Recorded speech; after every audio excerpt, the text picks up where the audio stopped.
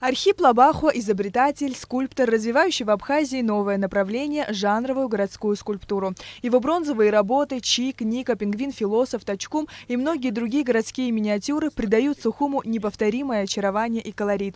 На этот раз творчество Архипа Лабахо представлено в совершенно иной форме, еще раз демонстрируя многогранность и неординарность его личности. «Робинзониада» или «Как я провел карантин». Так совершенно необычно называется новая выставка художника. По словам Архипа, он строго соблюдал карантинный режим. Все представленные сегодня работы были созданы в условиях жесткой самоизоляции. Я стал более внимательно задумываться над какими-то темами, рассматривать какие-то предметы. И подумал, что можно сделать из моих размышлений, из тех предметов, которые меня интересуют, какую-то выставку,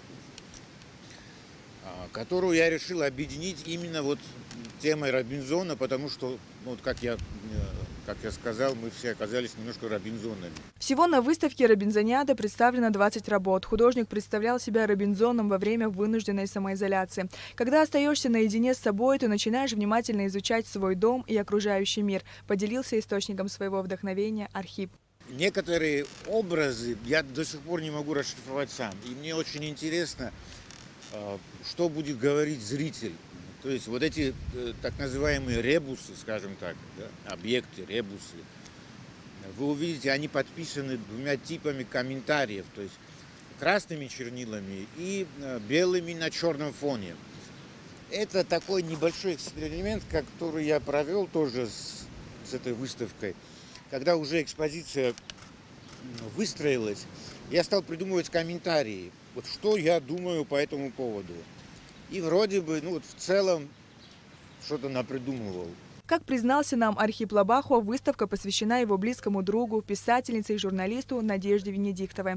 Сама писательница присутствовала на открытии выставки и назвала представленную экспозицию новым этапом творения Архипа. Одна из задач СИПы, как я его понимаю, Архипа, в том, чтобы интимизировать то пространство, в котором он живет.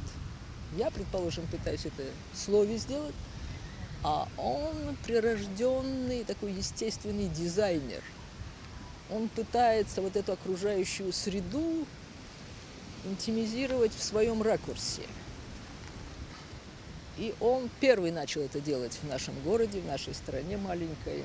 Татьяна Надольская – давняя знакомая и любительница творчества Архипа Лабахо. Она с большим удовольствием посетила данную выставку, также отметив особый стиль работы художника. Работы не совсем типичные для СИПы, я бы сказала. Но видно, что он развивается. Очень жаль, что у него нет здесь, на мой взгляд, достаточной аудитории. Людей, которые могли бы оценить по-настоящему то, что он делает.